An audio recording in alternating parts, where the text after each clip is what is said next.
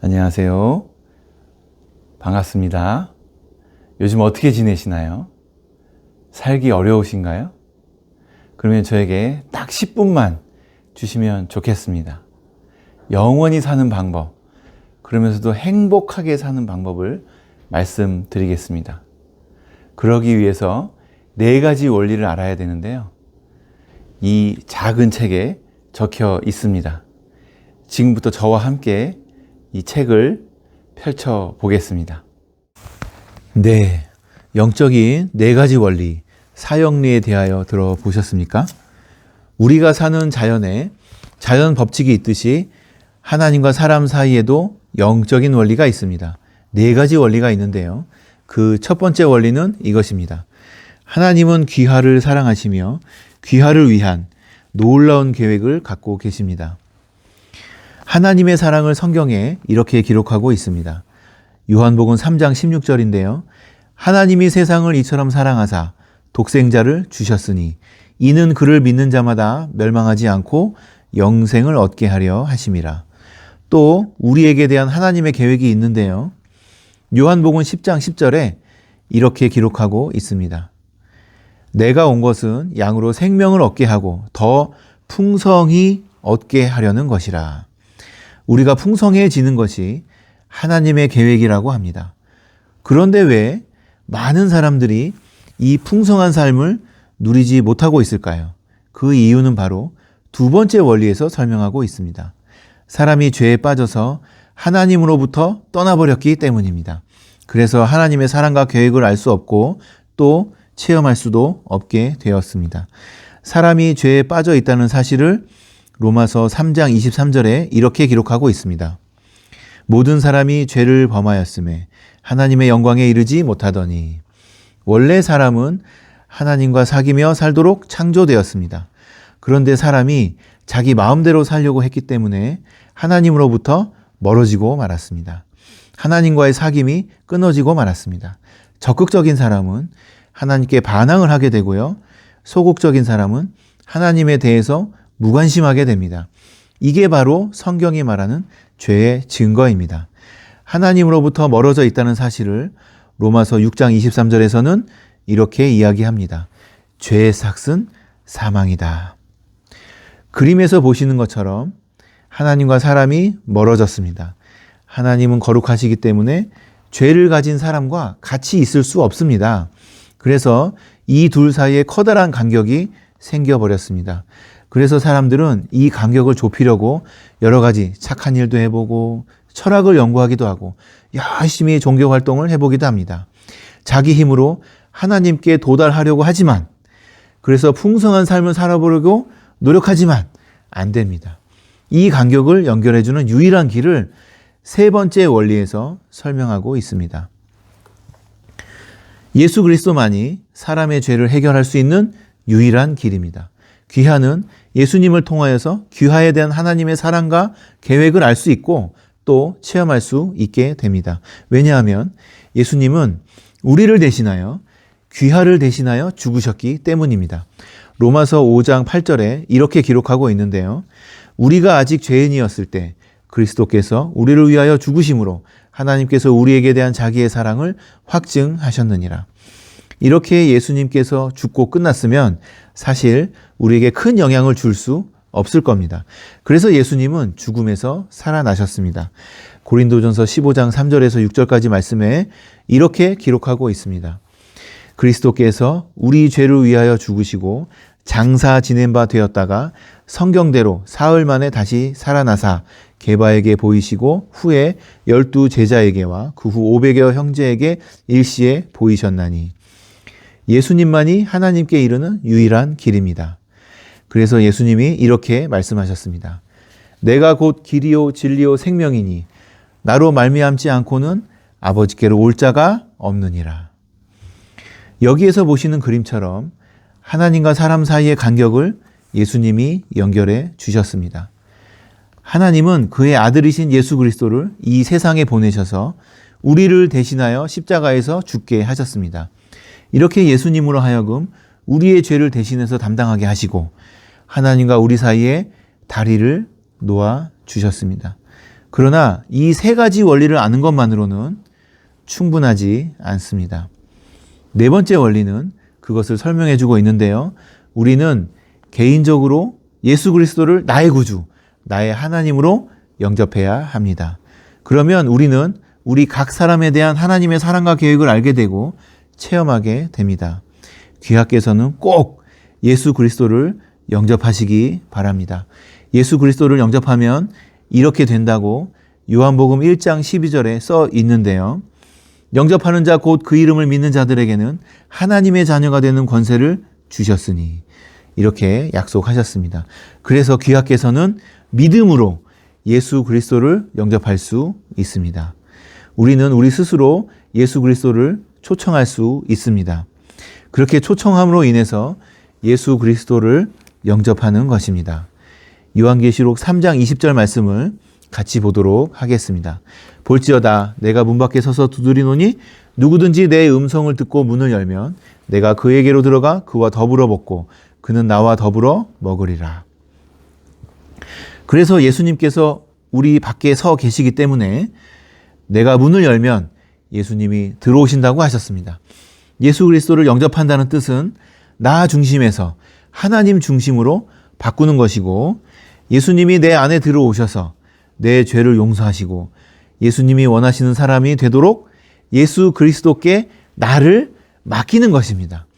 예수 그리스도의 말씀에 지적으로 동의를 한다든가 감정적인 경험만 가지고는 충분하지 않습니다. 우리의 의지의 행위인 믿음으로 예수 그리스도를 영접해야 합니다. 다음 두 그림은 두 종류의 삶을 나타내고 있는데요. 같이 한번 보실까요? 왼쪽에 있는 그림은 내가 나의 주인인 사람을 그림으로 표현한 것입니다. 내 인생의 왕좌에 나 자신이 올라가 있습니다. 그리고 예수 그리스도는 내 인생 밖에 계십니다. 까만 동그라미는 여러 가지 일들을 얘기하는데요. 모든 일을 내 스스로 결정하고 나 자신이 주관하기 때문에 자주 좌절하고 혼란에 빠집니다. 그런가 하면 오른쪽 그림은 예수님이 나의 주인인 사람을 그림으로 표현한 것입니다. 그리스도가 내 인생의 왕좌에 앉아 계시며 나는 내 인생의 왕좌에서 내려와 모든 것을 예수님께 맡겼습니다. 모든 일을 예수님께서 주관하시기 때문에 하나님의 계획과 일치된 생활을 하게 됩니다. 자, 어느 그림이 귀하의 삶을 잘 나타내고 있습니까? 또 귀하께서는 어느 그림에 속하게 되시기를 원하십니까? 다음은 예수 그리스도를 어떻게 영접하는가를 설명합니다. 첫 번째 단계는 이 자리에서 기도로 예수 그리스도를 영접할 수 있게 됩니다. 예수님께서 귀하의 중심에 들어오시도록 간절한 마음으로 기도하는 겁니다. 하나님은 우리의 중심을 알고 계십니다. 그래서 입으로 하는 말보다는 마음의 중심을 보고 싶어 하십니다. 이렇게 기도하시면 좋겠습니다. 예수님, 나는 예수님을 믿고 싶습니다. 십자가에서 죽으심으로 내 죄값을 담당하셔서 감사합니다. 지금 나는 내 마음의 문을 열고 예수님을 나의 구주, 나의 하나님으로 영접합니다. 나의 죄를 용서하시고 영생을 주심을 감사합니다. 나를 다스려 주시고 나를 주님이 원하시는 사람으로 만들어 주시옵소서. 예수님의 이름으로 기도하옵나이다. 아멘. 자, 이 기도가 귀하의 마음에 드십니까? 그렇다면 바로 지금 이 기도를 드리시기 바랍니다. 그러면 예수님은 예수님이 약속하신 대로 귀하의 안에 들어오실 것입니다. 그렇다면 예수님이 귀하의 안에 계시는 것을 어떻게 알 수 있을까요? 먼저 예수님을 영접하신 것이 확실하신가요? 그렇다면 우리가 조금 전에 봤던 요한계시록 3장 20절의 약속처럼 지금 귀하의 마음속에 예수님이 들어오셨습니다. 성경은 예수님을 영접하는 모든 사람에게 영원한 생명을 약속하고 있습니다. 요한 1서 5장 11절에서 13절까지의 말씀을 읽어드리겠습니다. 또 증거는 이것이니 하나님이 우리에게 영생을 주신 것과 이 생명이 그의 아들 안에 있는 그것이니라. 아들이 있는 자에게는 생명이 있고 하나님의 아들이 없는 자에게는 생명이 없느니라. 내가 하나님의 아들의 이름을 믿는 너희에게 이것을 쓰는 것은 너희로 하여금 너희에게 영생이 있음을 알게 하려 함이라. 자, 예수님께서 귀하의 안에 들어오셨습니다. 그리고 영원히 떠나지 아니하실 것입니다. 그 사실을 항상 감사하시기 바랍니다. 예수님을 영접하신 순간부터 귀하 안에 거하시며 귀하는 영원한 생명을 얻으셨습니다. 꼭 기억할 사실은 이러한 여러 가지 상황들이 감정에 달려있지 않다는 것입니다. 감정에 의존하지 않으시기를 바랍니다. 이 상황을 기차에 비유해서 설명을 해드리려고 합니다. 우리의 믿음은 하나님과 하나님의 말씀, 곧 성경에 근거한 것이지 우리 스스로의 느낌이나 감정에 근거한 것이 아닙니다. 예수님을 믿는 사람은 하나님과 하나님의 말씀을 믿는 믿음으로 사는 것입니다. 자, 여기 기차 그림을 한번 같이 보실까요? 여기서 사실이라고 써있는 이 글자는 하나님과 성경을 이야기합니다.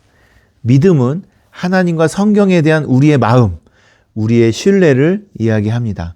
감정이라고 표시된 것은 그 믿음과 순종의 결과로 일어난 우리 마음의 상태입니다. 기관차가 연료차와 객차를 끌고 갑니다. 그러니까 객차가 없어도 기관차는 달릴 수 있습니다. 반대로 객차는 기관차나 연료차를 끌고 갈 수 없습니다. 이건 어리석은 일입니다. 마찬가지로 우리 예수님을 믿는 사람들도 느낌이나 감정에 의존하는 것이 아니라 하나님과 성경에 그 믿음의 근거를 두어야 합니다. 이제 귀하께서는 예수님을 영접하셨습니다. 귀하께서 믿음으로 예수님을 영접한 결과 다음 몇 가지의 변화가 일어났습니다. 먼저 예수님께서 귀하의 삶 속에 들어와 계십니다.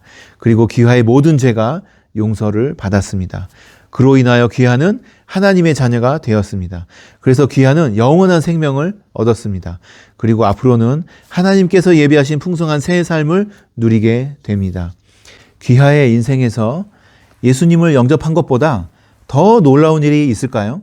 바로 지금 귀하를 위해 행하신 하나님의 일에 대하여 감사하는 것은 어떨까요? 감사는 믿음의 표현입니다. 이제는 풍성한 새 삶을 누리기 위해서 어떻게 해야 하는지 알아보도록 하겠습니다. 예수님을 믿는 사람들의 성장을 위한 권면입니다. 예수님을 믿는 사람들은 영적으로 성장을 하게 됩니다.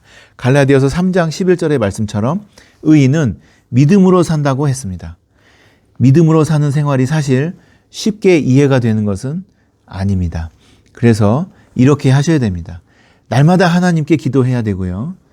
하나님의 말씀인 성경을 날마다 읽어야 합니다. 그리고 하나님의 말씀에 순종해야 하고요. 말과 행동으로 예수님을 증거해야 합니다. 지극히 작은 일까지 하나님께 맡겨야 하고요. 그렇게 하면 성령께서 귀하의 일상을 주관하십니다.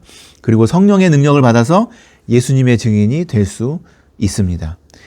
이를 위해서 교회를 잘 선택하셔서 출석하는 일이 매우 중요합니다.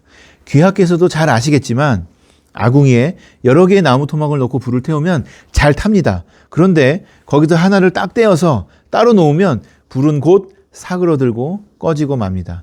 귀하와 다른 그리스도인과의 관계도 마찬가지입니다. 예수님에 대해서 더 잘 배우고 예수님이 원하시는 삶을 살며 다른 그리스도인과의 교제를 갖기 위해서는 반드시 교회에 출석을 하셔야 합니다. 바로 이번 주일부터 예수님을 영화롭게 하고 하나님 말씀을 바르게 전하는 가까운 교회에 나가셔서 목사님의 지도를 받으시기 바랍니다. 자, 어떠신가요? 귀하께서 발견한 이 놀라운 사실을 다른 사람들에게도 전하고 싶지 않으신가요?